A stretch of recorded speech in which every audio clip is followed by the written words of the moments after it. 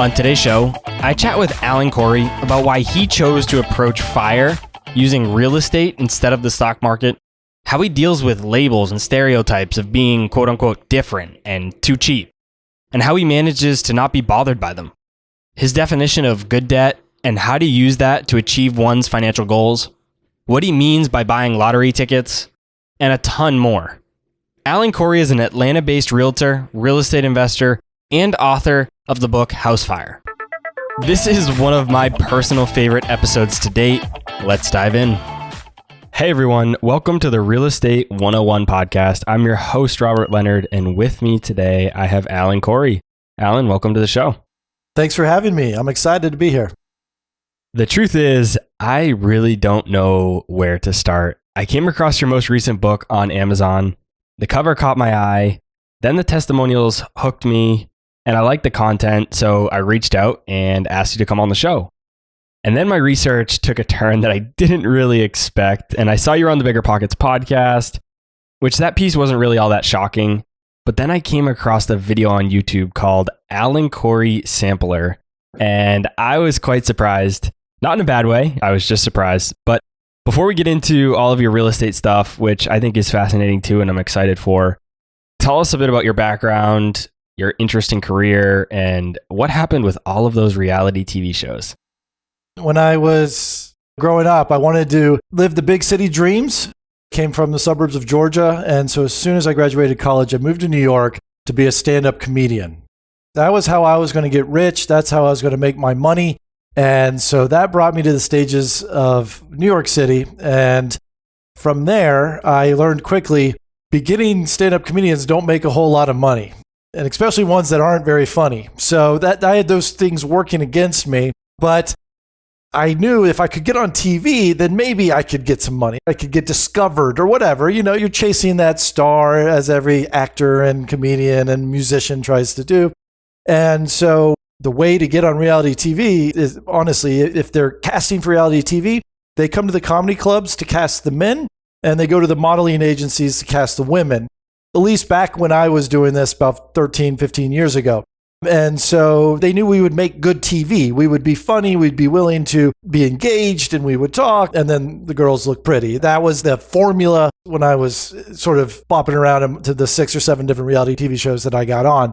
And so that was great. I got on TV, but then what I realized is you don't get paid to be on reality TV. So you have to have a product with you, which is why the Real Housewives of whatever city, they're always selling a cookbook or a fashion line or some sort of alcoholic beverage or a record. Like, that's how you make your money. You're basically getting a commercial on network TV. I was like, oh, I need to get a product if I'm going to keep doing this. And also I need to leave my day job because I wasn't getting any sleep. I was, or taking all my vacation days to be on reality TV. So all of this was a winding path to saying, well, hey, if I started investing in real estate, I could be a landlord, I would have some passive income, I could leave my day job, and I could focus on comedy or focus on reality TV. And what happened was, once I made that mental switch and I bought a few properties, I was like, wait a minute, I don't care about comedy. I don't care about reality TV. I really love this real estate stuff, and it pays way better. And so then I went all in on real estate, and that's led to 3 book deals at this point. How did you go from being a comedian and the reality TV shows to real estate? What was the connection there? Did you find a book? Did you stumble on Bigger Pockets? Did you read Rich Dad, Poor Dad? What was the connection to real estate? I was in New York City. I was living in the projects, Spanish Harlem projects. Only person there that didn't speak Spanish, but it was the cheapest place I could find. And it was an illegal sublet, renting a bedroom from some roommates that were there. But everywhere I walked around New York, it was like people were in fancy cars, people were dining in these awesome restaurants, wearing the nice suits as I was walking around. And I was like, how do I get to that? Like, how do I get there? Like, what am I missing? Because I came from the suburbs and I've never been in a really big city. And I thought all I had to do was go to college and I'd make a lot of money. And I graduated college and I was working a $40,000 job, tech support during the day. And so I just devoured every book I could. This was 2000, 2001, before the YouTube and the podcast and all that stuff. So I literally just went to the library, got every single book on financial planning and investment and real estate, stocks, everything, anything that had anything in the business section and the investing section. I was like, I'm going to learn this stuff. I don't have a mentor. I don't have any rich person in my life. I've never had that person. So I just have to teach myself. And I just devoured every book. And yes, Rich Dad, Poor Dad was one of them, but I also read like 100 of them. But what stuck with me was, okay, I can invest in stocks and I don't have much control. It's like, yeah, I should be doing this and 401k and IRA, I can get some tax savings. But at the end of the day, I can't go into a CEO's office and say, hey, fire this person and change this in your product. Like I had no control. Just like at my day job, I felt like I didn't have any control. Someone was controlling my income. I could only work so hard. There was no loyalty. But with real estate, I had control of everything. I could purchase it. I get to control the renovations. I get to control the tenants who I want to allow in there or not to some extent, when I want to sell it, how much I want to rent it for. I was control of everything. And that's like, okay, that's it. If I could just control everything, then I feel comfortable investing in it and putting a lot of money into it because it's going to be my time and money. And it just made sense. I lived in a house. I lived in an apartment. I know what that's like. I know what people expect. They just want something safe and comforting. And so I was like, I can do that. Like every landlord I've ever had in my life was a complete idiot. And I was like, that's the bar I have to hit. I can hit that bar. Just, it'll take a few books and then just I'll wing it. And no one will know that I'm winging it because every other landlord I've had is an idiot. And so from there, I came up with a plan. And I said, if I could just buy one property a year for 5 years in a row, I would have enough money to replace my day job. And so I had an exit plan at 22. I was like, I'm going to leave my day job at 27. All I need to do is 5 years, 5 properties. If I'm cash flowing $200 to $300 on each of these properties, that'll be what I was getting paid at work after taxes. And so that became my plan. And I went all in on that. And then I was like, then I can focus on comedy. Then I can focus on TV. And I was like, well, wait, no. I just want to focus on real estate. And now we're here talking on your podcast. You mentioned that you were in New York City. You saw all these people in these fancy restaurants, fancy cars, having nice houses or apartments in these big skyscrapers. Did you see those wealthy people and then realize that they were in real estate and that kind of, or some of them or a lot of them were in real estate, and so that kind of like gave you the itch to read a little bit about real estate when you got to that library? Or was it just literally that investing section at the library had some real estate books and you just got into it and it made sense? Or how was that? Yeah, no, I mean, everyone that I asked what they did, they were like in hedge funds and Wall Street investing. Those were the wealthy people that I would be like, what do you do for a living? And then I look into that and be like, oh, I've got to go to Ivy League college. I've got to be super connected through private schools and high schools that I didn't go to. I need to have grown up in New York or Connecticut, and I didn't do any of those things. And so I was like, I just skipped over that and was like, I don't have that background. I don't have that privilege. And then with stocks, it was like, okay, this makes sense. I can be a retail stock trader and make my own sort of trades. But again, I'm not in complete control. But real estate, I didn't need any education, formal education. I didn't need any networking. I didn't need any license. You know, I wasn't a broker or anything. I was just an investor. And so the bar of entry was so low. I was like, I have to do this. You know, like I can't do any of these other huge wealth creation type of occupations. This is all I've got. And so let's make this work. But I feel like there may be an elephant in the room here, and that is you didn't have any money. So how do you get invested in real estate, right? With the stock market, you're right. You don't have control, but you could go buy a share of a company for $10 or $20 or $50 or whatever. And now you're already an investor. Whereas with real estate, you're right. You don't have all these. It's a low barrier to entry, like you said, but it takes more money typically than a stock does. So what did you do about getting into real estate with no money? So this was my first book, $1 Million by 30. I went extreme on my savings, and I don't necessarily recommend this for everyone, but at the time I had this goal. I wanted to have $1 million by 30. I'm just going to do it. And because I didn't have that high income, I had to save as much as I could from my $40,000 salary so that I could go invest it, right? And so what I did was, I was living in the Harlem projects paying $400 a month in rent, which everyone else, all my friends in New York, the cheapest they were paying was maybe $1,200. So I was already cutting down there. I took a bus everywhere and a subway pass. Never took a taxi cab. Everyone else was doing that. I ate way too many ramen noodles because I could buy them in bulk at the bodega and for 13 cents each. And that was my lunch. I drank water when I went out with my friends instead of like shots and stuff like that.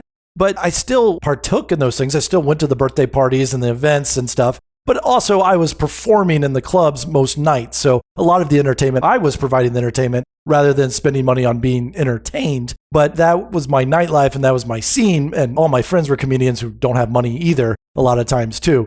So I just went really, really extreme in my savings.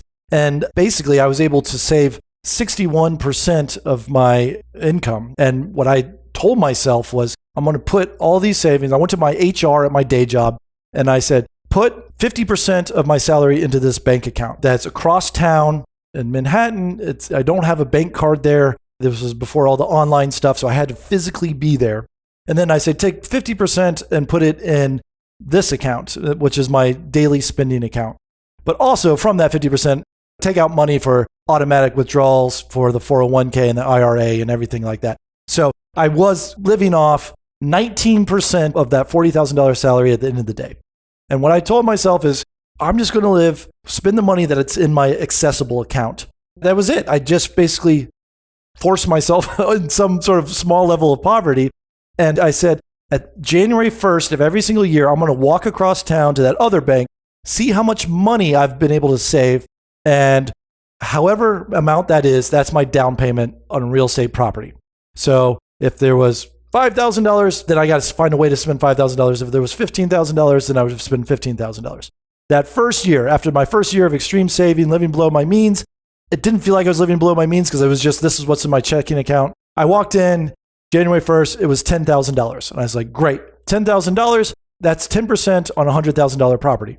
Even back in 2001, there was no properties for $100,000. But I didn't give up. I was just looking, I was scouring websites. And eventually I found one apartment in Brooklyn. I had never been in Brooklyn before. And this was before anyone was interested in going to Brooklyn. And it was listed for $110,000. I went and I just decided I'm going to buy this property no matter what. This is the only thing I have close to a 10% down payment on. Put in an offer of $100,000. They ignored it. Followed up 2 weeks later, put in an offer of $100,000. They ignored it. Followed up 2 more weeks later.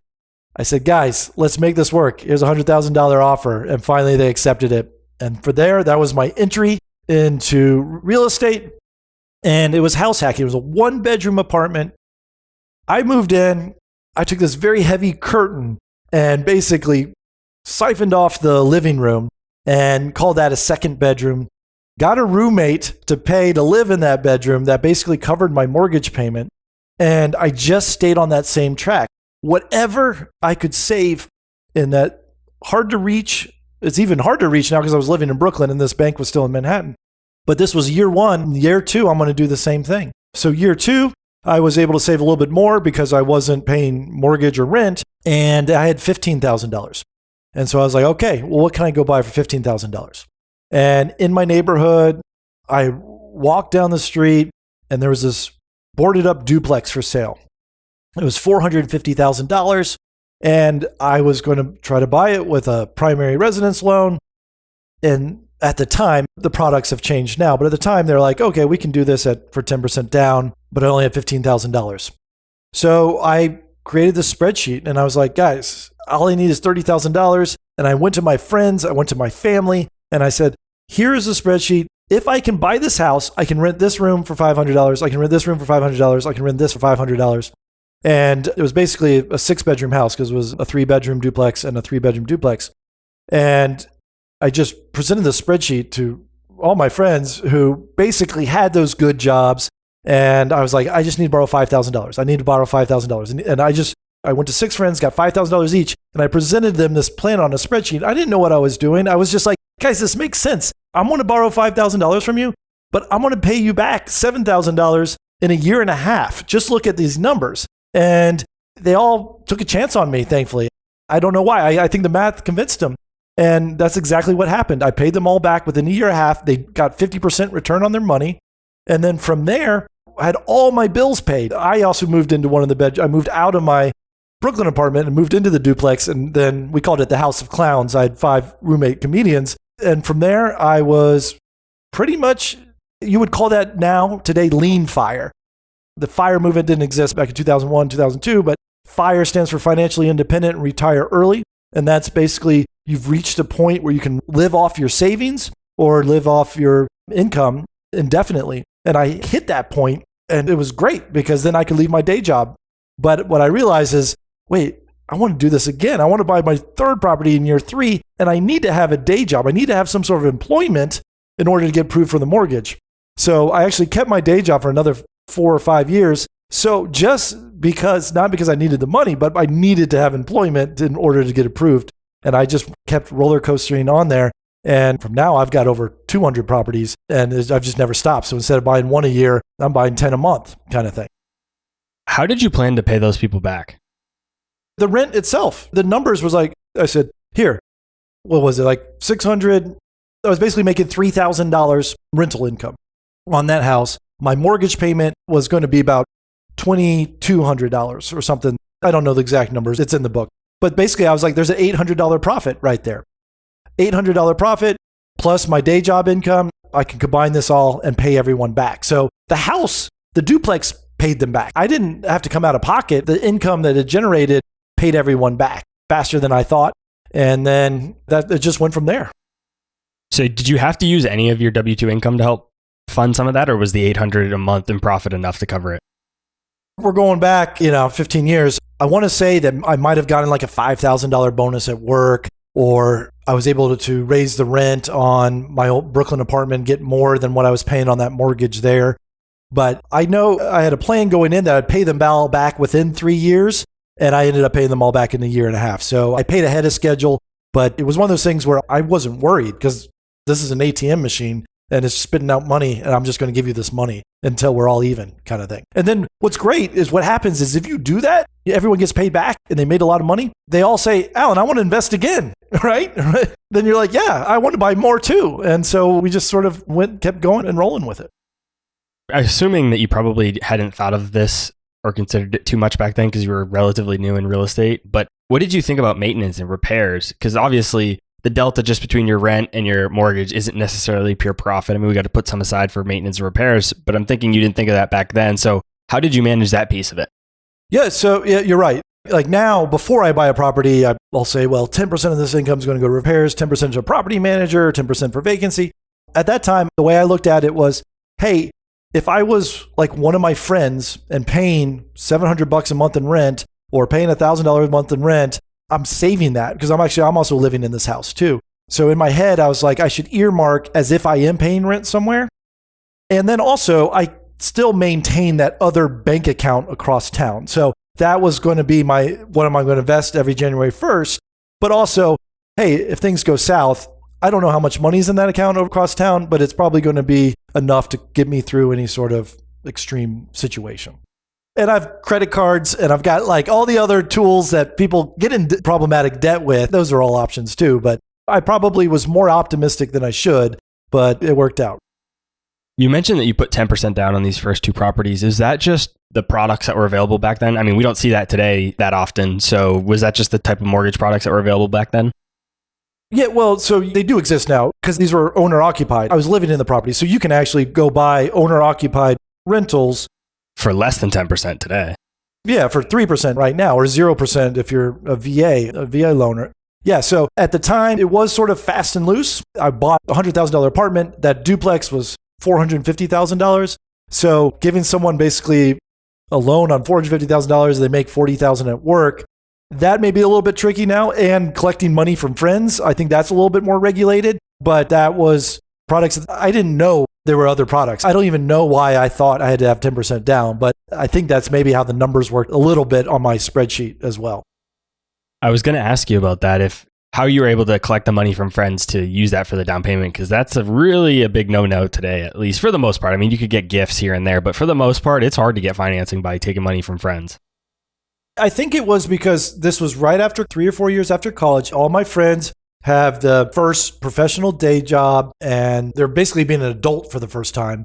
And I think we all kind of looked at each other and were like, wait a minute, I don't have kids yet. We're still having roommates and sharing things, but I've got $5,000. I know I should invest it in something. Should it be stocks? Should it be real estate? And I don't know. I guess I'm that trustworthy friend who's always followed through. I've always been very entrepreneurial and I've always talked money. And they saw the sacrifices that I was making too. Like, Alan's going to take the bus and we're going to take the cab and we'll see you in 20 minutes at the party. Okay, no problem. So I think I had validated that I'm not going to just crazily spend their money either. Do you still own those 2 properties today? No, but it made me a millionaire. So the first property that I bought for $450, I sold about 3 years ago for $2 million. And the other one I sold for $180,000 about 2 years after I bought it. So I made an $80,000 profit, tax-free, which capital gains tax benefit. So selling that Brooklyn apartment for $180,000, I had $80,000 cash that I was able to accelerate and buy more property from there. I'm glad that you held one of them until, even 3 years ago. That's pretty recent. I'm glad because I was curious to know what those were worth today. We know what New York City real estate is like. It's some of the most expensive in the world. So I was curious to hear what $100,000 or even a $400,000, $450,000 property back then would be today. And like you said, you sold one for $2 million just 3 years ago. That's a big gain. This is part of my book. In House Fire, Financial Independence, Retire Early, properties come with, I'd say, imaginary lottery tickets. I didn't buy that property because I thought it would be a $2 million property, right? I bought that property because it made me $500 a month, after all expenses made. That's why I bought a property. And then I would go buy another property because that made me $200 a month. And what happens is if you spread out all your investments, it's like investing in a mutual fund, right? If one claps, the other ones are going to support it. But if one takes off, then great, you benefit from there. I was investing in Brooklyn, again, because when I was investing in Brooklyn, it was 99-cent stores, liquor stores on every corner, vacancies. And then when I left Brooklyn, I'm in Atlanta now, I sold my houses to celebrities. There was Chipotle's, there was Starbucks, there's the Brooklyn Nets Stadium. Like, the neighborhood has changed. I didn't bank on that, but everyone's like, oh, Alan got lucky in real estate. And it's like, well, I put myself in position to get lucky. And it wasn't that I was buying it because I saw this payday. It was, I wanted these little small ATM machines and they add up collectively to replace my day job income. And then, wow, I really benefited. And this time it goes back to good debt and bad debt. If you don't mind, I'd like to talk about this a lot because when I was growing up, I had the Dave Ramseys, I had the Susie Orman. Those were the talking heads, right? And they're all about not using debt and paying off things. And what I've learned now that I'm older, I'm 43 now, all that education is great if you want to go from negative net worth to zero net worth. Like, that's the steps you have to go through to go from negative net worth to zero net worth. My philosophy, my way of teaching money, which I put in House Fire, is how you go from zero net worth to crazy generational wealth network. And that is using debt. And I'll give you a quick example of what I mean by that. So let's say someone has $100,000 to invest and they buy one rental property, one house, and they rent that out for $1,000 a month. There's no mortgage. Maybe there's some repairs or whatnot. Let's just make the numbers easy. They make $12,000 at the end of the year, $1,000 a month on this paid off rental. And let's say the property increases in value by 10% in 5 years or whatnot. Okay, great. It's now a $110,000 property. They made $10,000 on this property and not a bad investment. What could they have done better? Well, they could have taken that $100,000 and bought 5 properties with today's loan products. That's $20,000 down payment on 5 different $100,000 properties. What we get from there is after the mortgage payment and expenses and everything like that, each property is only producing $200 in income instead of $1,000. But 200 times 5 is 1,000. So it's the exact same thing, right? I'm making $1,000. I'm making $1,000 with my one house, or I'm making $1,000 with 5 homes. Now, let's say the property goes up in value 10%. The real estate market value typically goes up about 3% a year. Inflation goes up about 2% a year. So a house kind of goes up about 1 or 1.5% a year in value. But let's say 5-10 years from now, this house goes up in 10% in value. Well, you got 5 of them. So now you made $50,000, right? So with that same $100,000, I could have been super safe, put it in one house, and it went up in value $10,000. Or I spread it across 5 houses, and it goes up $50,000. But it goes further than that. If I do nothing else and just pay off the mortgage, let's say all 5 of these homes have 30-year mortgages. In 30 years, let's say the house prices double, which isn't unreasonable. If you buy a $100,000 house in 30 years, it's probably going to be worth $200,000. So if you did plan A, well, great, you doubled your money. You now have $200,000 net worth. But if you did plan B, you doubled 5 homes in value from $100,000 to $200,000. You're now a millionaire. You made $1 million. Not only that, you're reducing risk at the same time because it's the same concept. If that one house that you have burns to the ground, you lost $100,000. But if you have 5 houses that you only put $20,000 down payment into and it burns to the ground, you only lost $20,000. If you have one vacancy in that one house, you make $0. Maybe it's vacant for 3 months. But if you have one vacancy across a 5-home portfolio, you're still profiting because those 4 other homes are kicking off $200 each, and that'll probably cover the mortgage of that 5th house. So you're also buying 5 lottery tickets, right? Maybe one of these, there'll be a new park that opens up. Maybe there'll be a charter school that opens up in one of these 5 homes. I have all my eggs in one basket if I put it in one house. So that's what I teach in my book, House Fire, Financial Independence, Retire Early. Through houses is that you actually reduce your risk by getting mortgages. And this is what I mean by good debt. And it also can 5x your income. If just your properties go up in value 10%, I've made $50,000 instead of $10,000. So that's the way to look at it. I didn't get taught that by Susie Orman or Dave Ramsey. I had to learn that on my own and building my own spreadsheets and investing, and things happened to me and be like, wait a minute, why is this happening? Why did this happen? Why did that happen? How come I'm creating more wealth than this all cash investor? And I really kind of dug in deep, and this is what I learned. I really, really like that a lot because that's exactly my philosophy. I think we are perfectly 100% aligned on that. That is exactly how I invest myself. That's what I believe is the right way as well. And people that listen to the podcast for a while know that I tend to be a little bit harsh of Dave Ramsey and on social media a little bit too. And I think he's a good guy. Like, I don't think he has any misintentions. And like you said, to go from negative to 0 net worth, he's great. His strategies honestly work for a lot of people. I think they're probably right for a lot of people. But if you're really somebody like you and I, and probably most people listening to the show that really want to build actual wealth, you don't have to be a billionaire, but just build real wealth. You have to use debt. You have to use good debt and buy rental properties, like you said. I'm curious to hear your opinion on this because this is my other strategy that I wasn't taught from anybody. This, like you just kind of stumbled on it. And so this other strategy that I use from time to time is something that I just stumbled on. And that's when I have a lot of people come to me and say, I have $50,000, I want to buy a property. Or if I was in that situation, how much money should I put down? And my personal opinion is that they should always put down the smallest amount of money possible. And the reason I think that is, let's just say you're going to go buy a property, you have $20,000. You say, all right, I could put this whole $20,000 into this property. Great. But now you have no money if anything goes wrong. And so what I think people should do, and what I do myself, is I put the absolute lowest money down that I can. And then I put the other money that I would have put into the deal, that I was willing to put into the deal, into reserves. And now I say, okay, I can cover this mortgage for the next 12 months or 6 months or whatever with those reserves. So really, what is the downside of having a little bit more leverage?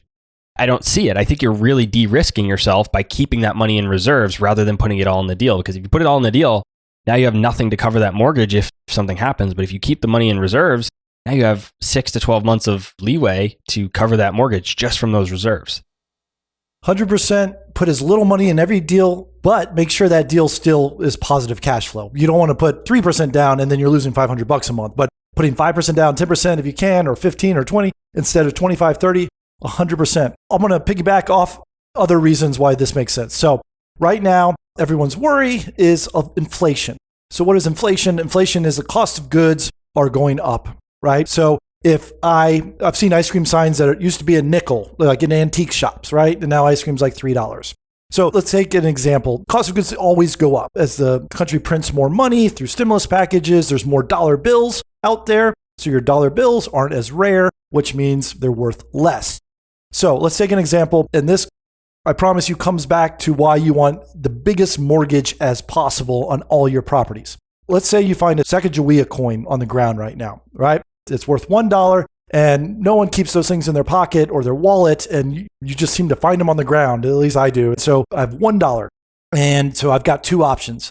I can take this $1, mail it to my mortgage company and reduce my mortgage balance by $1. I paid an extra principal of $1, right? Or I can go walk into the candy shop and maybe get a bag of candy, maybe get a Snickers bar for $1. I don't know, a sale going on, right? Okay, I had one coin equal to one bag of candy equal $1 principal reduction on my mortgage. That was my thought process, right? Now let's fast forward 15 years in the future. And we're in a cashless society and everyone's driving Teslas. And I unearth this same coin, another coin, like, oh, this is $1 coin. We used to have these things 15 years ago. And then I have the exact same thought process. I could either go in to the candy store and go buy a Snickers, but when I go in there and Snickers are now $2. So this coin is only worth half a Snicker bar. Or I can mail in this coin to my lender and it's still worth $1 reduction in principal.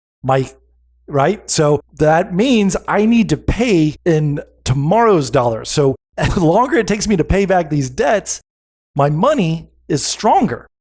And so why would you ever prepay your mortgage? Why would you ever put 20 extra bucks on your mortgage payment, which is what all the talking heads tell you to do on TV? It doesn't make sense. Spend that $20 on something or invest it, real estate, invest it in stocks. Go invest that $20 now or buy things. Go buy 20 Snicker bars with it because in the future, you're only going to buy 10 Snicker bars. But that debt is going to be constant. That debt is always going to be the same. Your mortgage payment doesn't change when inflation goes up. And so that's another reason why put as little down as possible. Get a 30-year mortgage. If you can get a 40-year, 50-year mortgage, even better, because money's just going to get cheaper and cheaper. Those payments are going to get cheaper and cheaper. They're going to feel like it's cheaper and cheaper. And it actually is going to get cheaper and cheaper in the future, which is why the U.S. national debt is never going to be paid off. We owe whatever, $80 trillion, but if we wait to pay it off in 10 years, it's really going to be about $50 trillion. So never pay off these debt, just refinance and kick the can down the road. Plus, a lot of times these interest rates are super low. One of mine is 2.25% for a 30-year fixed. I'm just like, I will never pay an extra dollar on this property. It is so cheap. Like, why would you ever do that? Right. So yeah, we didn't even get into that, but yeah, you can borrow money basically at 2% and put it in the stock market and historically you'll make 7% or whatever. So yeah, why wouldn't you do that all day? Just leveraging money. Now, these are the things that Wall Street firms do. This is the stuff that all these rich people learned in Ivy League school and got trained and all their networks paid for it. I'm learning this on my own 20 years later. I'm really enjoying the conversation because it sounds like you and I have a lot of the same philosophy. It sounds like we've come across it the same way. Nobody in my family's ever made any investments. I think I'm the first one in my family to ever make any sort of investment. So I didn't have any mentors or rich people to lean on either. I just kind of figured it out like you.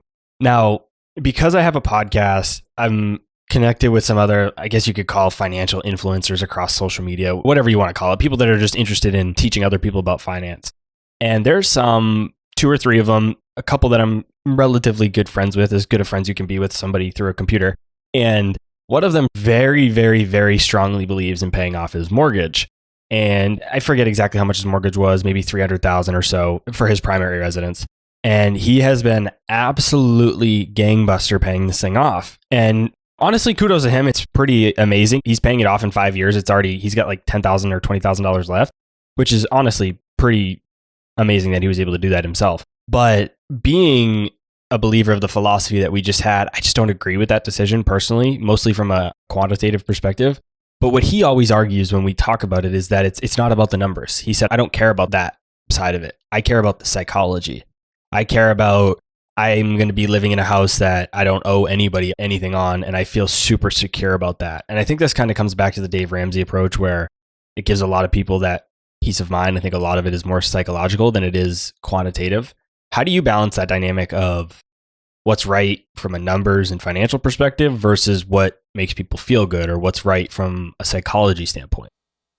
So I did the same thing. I paid off my mortgage and thinking I was going to have great night's sleep. And I couldn't sleep for a month because I was like, I could be making more money. I felt like I was losing money every night that I did not have a mortgage. And my wife was that way. And I was like, listen, honey, I always come out with the spreadsheets. I said, listen, we don't have a mortgage. I know this makes you sleep well at night. I can't sleep well at night. But if we do a cash out mortgage, I can take this money and buy this property, and that property would pay for our mortgage payment and more. So I've got 2. And so with math and spreadsheets, I've always won over the arguments. I'm like, here it is. I'm not making this up. And of course, it just sort of happened. That was another property that doubled in value. So not only did that rental property pay for our mortgage, but that it appreciated, not because I had any insight.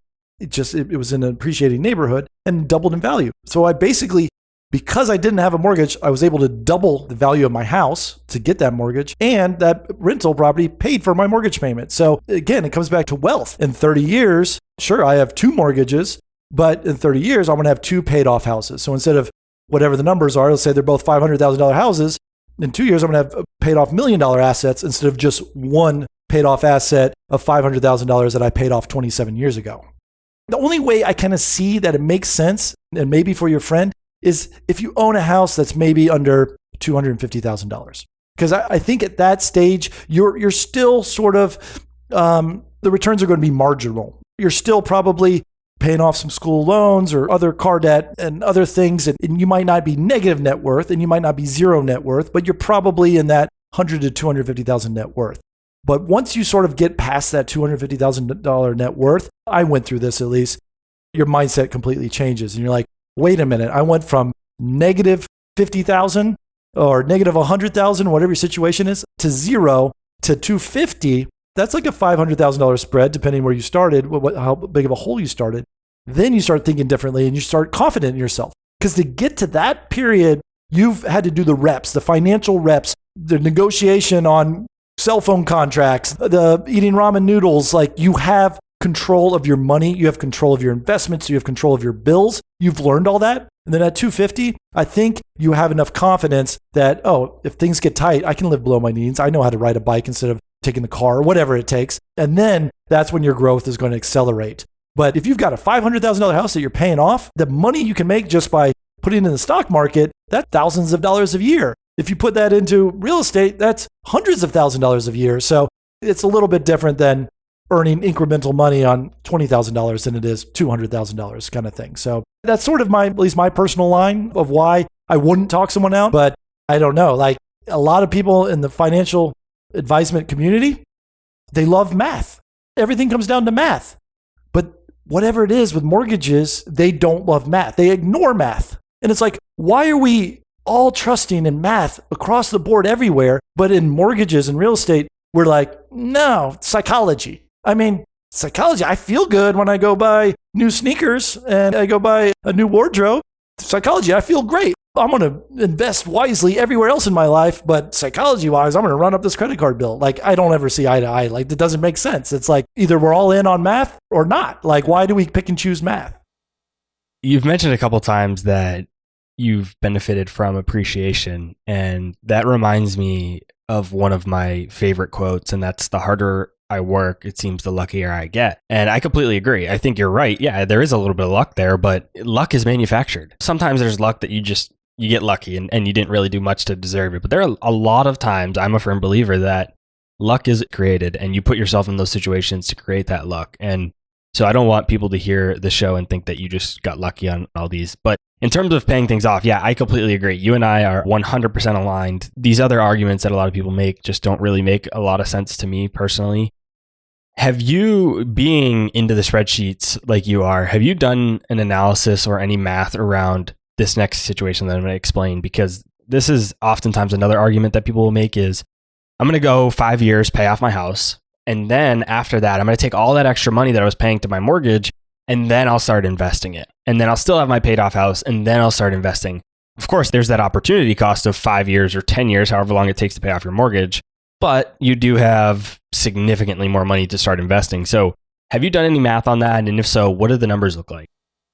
Yeah, so this is a big part of my book as well, a House Fire book. I wish I had the exact numbers, but let's say, I think it was something like the average car note is $25,000. And average payments maybe on that car note, maybe let's say $400 a month. Okay, so I'm a real estate investor and a real estate advisor. I'm a licensed realtor as well. So people come to me for these sort of advice all the time, and they say, hey, I've got 5 years left in my car note. When I pay that off, I'm coming to you and we're going to go buy an investment property. And I said, well, okay, well, that sounds like a terrible decision. Come to me now and let's go buy a real estate property. Because if you've got $25,000, instead of paying off that car note, we can go buy that $25,000, put it down as a down payment on a $100,000 house. That $100,000 house will find you one. Maybe it's a duplex or triplex, and maybe it's out of town and we have to have a property manager. We can find one for you that's $100,000, regardless of where you live, that probably will cash flow you $300 a month, right? So you have a car note right now that you're going to pay off. It's costing you $300 a month. It's going to cost you $25,000. Or we can buy a rental property that costs $25,000 that spits off a cash flow of $300. So what happens? Well, that house just burned up the car note, right? Because the $300 over here is going to pay for that $300 over there. So you're killing your bills. You're burning your bills through house fire, sort of my philosophy. And the benefits of this is, hey, well, what about my car note? Okay, well, let's fast forward 5 years. Well, 5 years from now, you have a paid off car and you have a house that is appreciating most likely, but also that $300 that was paying your car note now goes to you. You can spend that $300 however you want. You could apply it to another bill, but you wouldn't have been in the situation if you waited 5 years. Because if you waited 5 years to pay off that car note, well, now you don't have $25,000 because you've been throwing $5,000 a year at that car note. And that $100,000 house is probably $110,000 now. And so you just skipped out, you just missed out on 5 years of gain. That car note that goes back to the Sacagawea coin is locked in rate for 5 years. Take advantage of it. Don't pay that off. Find an asset, a cash flowing asset that will pay that off. And so that's what I did. And so if any of your listeners follow the FIRE movement, they sort of do the math that they trust so much, this math. Let's do the math. And what they do is take every single bill in your life and multiply it by 25, the annual bill. So let's take an example. Like I had a $150 internet bill, and I knew I would never get rid of this bill for the rest of my life. I can't go to Costco and buy internet access in bulk, which is like the FIRE movement, like start there first kind of thing. That wasn't a possibility. So the FIRE movement says we'll take a year's worth of internet bills, which is, and I think that's $12,000, and multiply that by 25, which is 1,800. Take that by 25, multiply that by 25 years worth of savings, and that's $45,000. And then that's just the internet bill. But then you do that for your phone bill, your utilities, your rent, and that's how you get your FIRE number. Your annual expenses multiplied by 25. As long as you have that in savings, you're financially independent. You can retire early, and you just do a 4% withdrawal rate off everything. So that's great. So I have to save $45,000 right now before I can quote unquote retire to pay just that one internet bill. But I'm in real estate. I do this all day. I'm not saving up $45,000. It's going to take me 10 years. I got to stay at my day job for 10 more years. Let's cut that in half. $22,500. I can go put that as a 20% down payment on a house, $2,500 closing costs. That's going to cash flow me $150 a month. Boom. That house now pays for my internet bill for the rest of my life. I didn't have to save $45,000. I only had to save $22,500. Half the FIRE number. So all these people who are like, save, they basically have to be millionaires in stock holdings, but then they can't live like a millionaire because now they're on a constrained budget for the rest of their life. My way is if you do it through house FIRE, I get to live larger every year because every year my mortgage payment gets paid off by the tenants. Rental income typically goes up every single year. So the earlier I get started on this house FIRE path, the larger and larger I get to live in retirement. I don't have to be on a constrained budget. As I collect these properties, buy one a year, you don't have to be a real estate mogul. All it takes is 5, which I explain in my book. Just do 5 properties in 5 years and sit back and wait. It's half the money of typical FIRE advice, and you're going to live larger and larger in retirement. And who wouldn't want that path? It seems crazy to me, but then anyone who's not in real estate, the psychology of paying off a mortgage. And I'm like, well, if you understood money, you wouldn't be able to sleep at night because you're losing money every single night. You and I are literally perfectly aligned on this. I couldn't agree more because you're so right. People bring that psychological argument in and I'm like, I get it, but I feel worse if I knew that these things were paid off. I feel psychologically better following the strategy that you and I are talking about today. And again, this is something that you can't really, other than your book, not a lot of books talk about this. You don't get taught this in school. Not a lot of people really talk about this. So it's something you kind of just have to learn on your own unless you're listening to podcasts like this. And so I just stumbled upon it. I went through the exact same situation as you mentioned with the cars. At the time when I bought my first rental property, I had a car note, and it was not that much money. It was like $10,000 or $15,000. Total payment was like $250 or something like that a month. But when I got the loan, I had actually worked at the credit union that I got the loan at. So the rates were 1.24% and I got a 0.5% discount. So my auto loan was 0.74%. And I'm like, okay, do I take this money and buy a rental property? It's going to cash flow me like $400 a month. Or do I pay off this loan? And I'm like, it just clearly makes so much sense to me to just buy this rental property and keep this note. One, the interest rate's so low. Two, the mortgage is going to cover it. And everything else you explained holds true. And so I ended up taking that even a little bit further with student loans.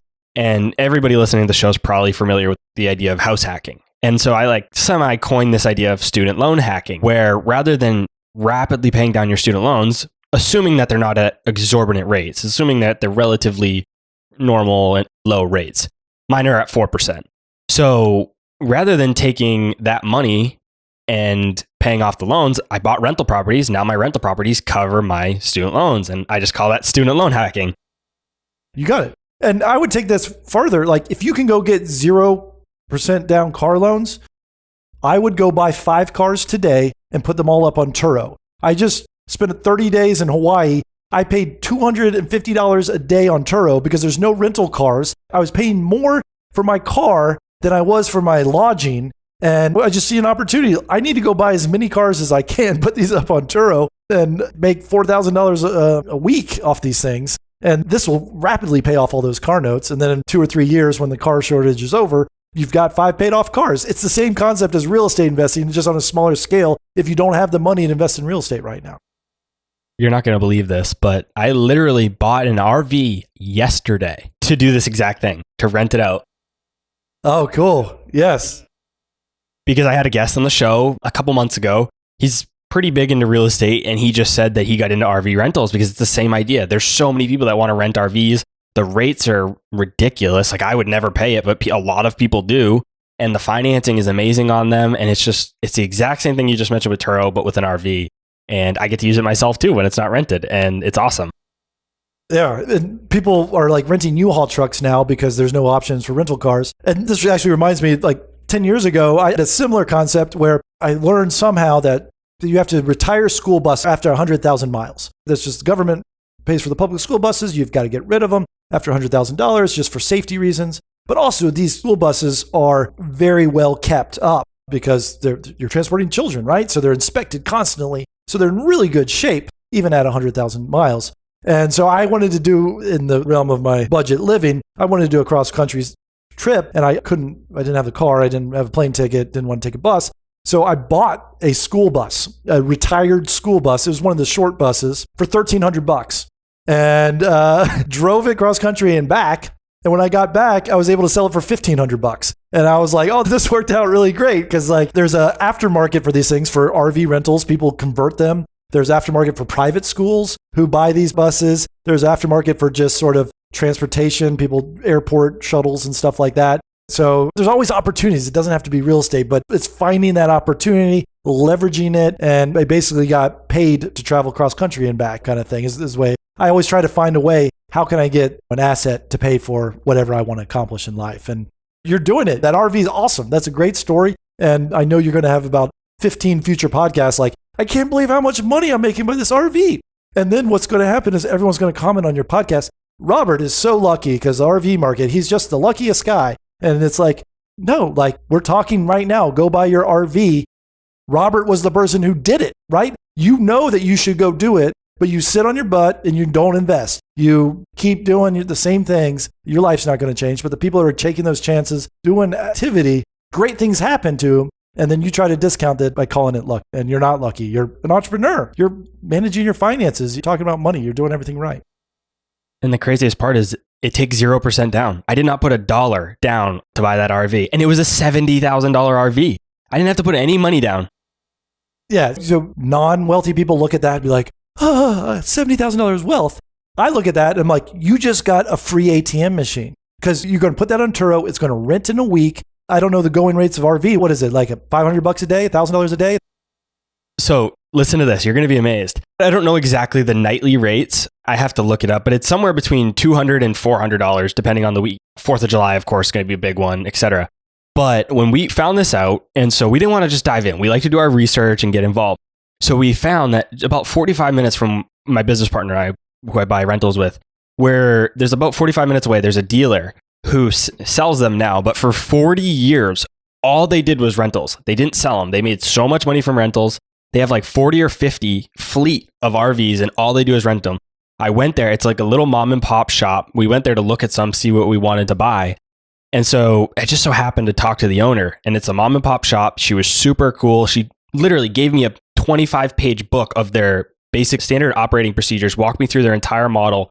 And she was literally showing me these invoices. This guy paid over $5,000 for a 10-day trip. And it's like, I don't know. I mean, four-door sedan in Hawaii, I was paying $4,000 a week. I mean, I had no other option, right? And so I can't imagine an RV. Like, typically you're not going to take an RV for a day or two, but like you're going to take a week-long trip. So what's your note payment every month? $430. You basically rent it one day out of a month, then you're fine. And no one rents an RV for one day. And let's assume you rent it one weekend out of every single month. Not you have 30 days in a month, but let's say you rent it for a 3-day weekend. You're going to make $1,500. You're making $1,000 a day. That's house fire. Let's go to your bills, Robert. What do you spend $1,000 a month on? I house hack, so my portion of the rent's like $600. So like, it's not a lot. And the crazy piece is we rent it for 1 week. Like, let's just say we got 1 week for $5,000. Maybe it's $4,000, maybe it's $6,000. But let's just say it's somewhere in that realm. The total cost of our note for the whole year is like $4,800, $5,000. You rent it one time for 1 week and you cover the asset mortgage payment for the whole year. And then you could use it all you want, or you could continue to rent it or whatever. And I race dirt bikes. And a lot of times RVs are one of the best solutions to go to the races. So my plan is to rent it out. And then when I want to use it, I just use it whenever I want to go to the races. And it's perfect. Yeah, this is great. Real estate investing is this exact same concept, just on a higher scale. I guess the one catch would be, I don't know if a $70,000 RV, you'd be able to sell it for $100,000 in 3 years, but it doesn't matter. You're going to be making $1,000 a month minimum, probably more, for the rest of your life. And if you get 3, then you got $3,000 coming in. That probably is going to cover all your expenses. And you fired, Robert. At that point, you're financially independent. You've retired early. You've got assets that are cash flowing, covering all your bills in your life. And then you start making up payments with that. That's what I do. It's like, I've got all my bills covered. Let me go buy a house so I can go spend a month in Hawaii. Let me buy a house that's going to pay for this ridiculous Turo rates for my car rentals. So everything feels free now, because anything I want to do in my life, I buy an asset that pays for it. And I'm going to have to look into RVs now. Sorry, I might be your competition. That's okay. So there's so many things that I want to mention that you just talked about. I don't mind the competition. And the guy that I talked to about it said the same thing. He's like, listen, I'm giving you my whole story right now. I don't care. You live all the way on the East Coast. I live in California. We're not competing. Abundance mindset. And you're down in Georgia. That doesn't bother me. And so in real estate, it's the same idea. Like, I invest solely long distance, and people ask me all the time what that city is. And I'll tell anybody that asks. I talk about it on the podcast. Hundreds of thousands of people hear this every month. And they're like, why would you ever tell anybody that? You're increasing your competition. And I'm like, abundance mindset. I don't care because of that. But also, you know how many people are actually going to take action on this? Pretty much nobody. So I'm really not increasing my competition. I'm not really that worried about it. You did mention 2 other things. You mentioned that the RV is not going to appreciate, and you're 100% right. That is one of the downsides. And the other downside is, in poor economic times, let's say we enter a recession, it's probably not going to be a lot of demand for an RV rental. But I'm not overly concerned about that, because the mortgage or the note on it is $440 a month. I mean, it's not a ton of money, right? We're not talking $4,000 a month. It's something that I could probably cover with my emergency fund for quite a while if I needed to. And so I don't see it as a huge risk. Here's your worst case scenario. If that happens, you park it on a mobile home lot and you rent it out for $400 a month. I mean, it's no different than a mobile home. It might be, a smaller one, but that's the going rate for like the cheapest mobile home lot is $400 for a trailer. So, but at that point, I would imagine you would have made your $70,000 back. And even if you throw the car away, no harm done. That's like what a cash out refi is. And people are always like, oh, I want to pay off my mortgage. But let's say you bought a house for $200,000 and now it's worth $400,000. And they're like, oh, I'm so close to paying off my mortgage. I can't wait. And I'm like, no, do a cash out refi. Pull out $300,000. They're like, no, why would I do that? 30 more years. And I was like, well, you bought it for $200,000 and you're pulling out $300,000. You get $100,000 tax free. At this point, there's absolutely no risk on that home. If it burns to the ground, you win. kind of thing, because you already got your money out. And even if you do that cash out refi and you're still renting it, you're probably cash flowing each month, but you got money in hand. You've got no risk. And so I try to do that with all my properties. I try to improve them and do a cash out refi. So I actually have $0 invested in all those properties. I just pull all the money out, reinvest it, wait for it to appreciate, cash out refi, pull that money out. And so, sure, I've got 50 single family homes, but I have no dollars in them because I've already pulled out all the money I put into it, and they're risk free and they're still cash flowing. So there's all these different scenarios if you just use debt as a leverage to grow your wealth. And I think people maybe are just scared of taking those jumps. But again, I have to put it in a spreadsheet to convince my wife. But maybe that's what we got to do to all these other podcast listeners who think we're crazy. But it just makes sense. And with the RV, it is, a lot of people are like, well, it's a depreciating asset. And you're right, it somewhat is, but it's not a car. And if you look at the market, let's just say 15 years from now, it's not brand new, but it's pretty close to new. So 15 years from now, it'll be like 15, 16, 17 years old. These still hold their value pretty well. If I had to guess that even in 15 years, it'll probably be worth roughly $20,000, $25,000 if I had to guess. It's only lost half its value and I've made a ton of money in cash flow from it. Definitely going to be net positive by a lot.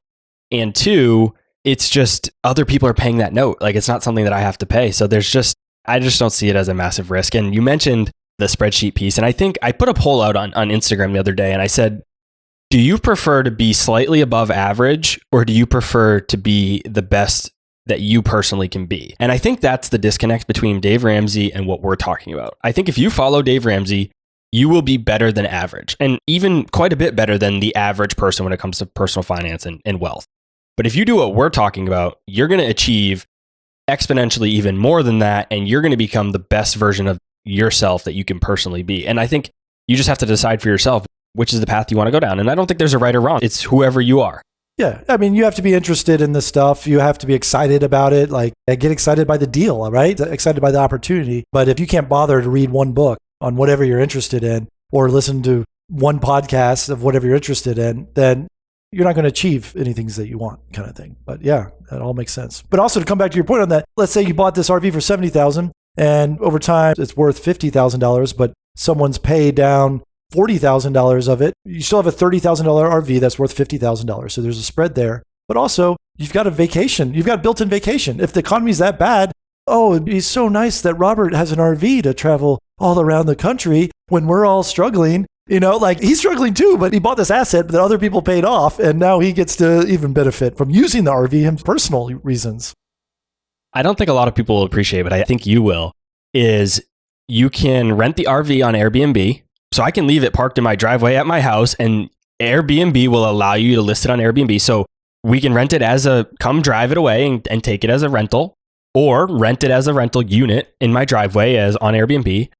And the third piece, I think this is kind of creative. I'm kind of proud of this strategy that I thought of, but I have a duplex, I house hack, I rent out one side and I live in the other, but I'm taking it even a step further and I'm going to Airbnb my unit, not all the time, but sometimes. And if it's Airbnb'd, I'll stay in the RV in my driveway. And if it's not Airbnb'd, I'll stay in the house and rent out the RV. So it's like, so many opportunities to make money just from this one asset.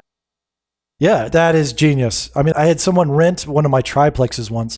She rented all 3 units in the triplex, put them all up on Airbnb, and then she would just live in whatever unit wasn't rented that night. She would just follow stuff in every single unit, and just her go bag. And you're doing the exact same thing. You've got one side long-term tenant rental or one side Airbnb, one side RV. And if one is booked, then you live in the other one. And yeah, you're going places. That's the mindset you need. That's amazing. That's going to be awesome. So when's your book going to be coming out? Because you've got some good stuff to share here. I really appreciate that. It means a lot coming from you. We chatted before the show. We mentioned that we had talking points, a bunch of things we wanted to go through. We mentioned that it would probably be a 3-hour episode if we touched on them all. And you were definitely right. I think we have a lot more to talk about. I don't think we even touched on too many of the talking points, which is fine because we had an amazing conversation. So we'll have to have you back a second time and probably even a third time. Before we give a handoff to where people can find you, I like to wrap up the show by turning the tables for a second and letting the guest ask me a question. So what question do you have for me? So I'm new in the podcast space. I just launched a podcast for real estate agents called Agent Upgrade. I'm about to launch a podcast about this house fire concept as well. So what advice would you have as a beginner podcast for me to grow an audience? Well, it depends if you want to grow an audience. So I think the first thing is define what your goal is with the podcast. If you're doing it as podcasting as a business itself, very, very, very, very, very hard to do. The economics just don't make a lot of sense. Now, you can turn it into a business if you sell something else. Keep the podcast not necessarily as the product or service, but sell a course or a book or some sort of thing that goes along with it. But if you're just going to purely monetize the podcast via advertising, you have to be in the top 1% of the world to even make it somewhat close to being worthwhile. And so really define what you want the podcast to be. Do you want it to be a lead funnel? Do you want it to be, what exactly do you want it to be? And so from there, in terms of growth, that kind of depends, depending on what your goal is. If you want to grow it as a product or service that generates revenue itself, you have to do some growth hacking things. You have to go on a lot of other podcasts. You need to get good guests. You have to get the right guests, not necessarily big guests. So that's a huge misconception that podcasters have, is that you have to have the biggest names. I think that's absolutely wrong. But if you want it to sell your books or your courses or whatever else, other products or services that you have, you don't necessarily have to have a big audience. You just have to have 500 to 1,000 listeners per episode maybe. And you really want to just focus on building trust and quality and making sure that those people feel like they know you and they can trust you and things like that. So kind of depends on your goal and your strategy, but that's always how I think about it. That makes sense. Someone told me that, you want to do this. A successful podcast is one that you would do for free. I think that's fair. Like, you enjoy the topic, you're excited about it. It's not a business. It's like, hey, I would do this on my free time. He's like, if you keep that mindset, good things will come. And that sort of aligns with what you're saying. So thanks for that. Yeah, absolutely. Where can the audience go to connect with you and find you on the internet, find your book, your products, your services, anything else you got going on? Sure. My name's Alan Corey, but my friends call me AC. And so I do everything from my house. So everything is branded The House of AC on social media. I have YouTube videos. If you go to thehouseofac.com, if you Google The House of AC, you're going to learn a lot about air conditionings, and that has nothing to do with me. So possibly my branding needs some improvement. But for now, I'm thehouseofac.com. I will put a link to all of Alan's resources in the show notes below. I'll also put links to a bunch of the different stuff that we talked about throughout the episode that you guys will find relevant and useful. Alan, thanks so much for joining me. This was definitely hands down one of my favorite conversations. I already can't wait to do it again soon. Yeah, this was fun. Thanks for having me. Great time. All right, guys. That's all I had for this week's episode of Real Estate Investing. I'll see you again next week. Thank you for listening to TIP. Make sure to subscribe to We Study Billionaires by the Investors Podcast Network. Every Wednesday, we teach you about Bitcoin, and every Saturday, we study billionaires and the financial markets. To access our show notes, transcripts, or courses, go to theinvestorspodcast.com. This show is for entertainment purposes only. Before making any decision, consult a professional. This show is copyrighted by the Investors Podcast Network. Written permission must be granted before syndication or rebroadcasting. Thanks for watching. Make sure to subscribe and hit that notification bell so you don't miss out on our next podcast episode and new investing resources. What are your takeaways and thoughts about this discussion? Let us know in the comments section below.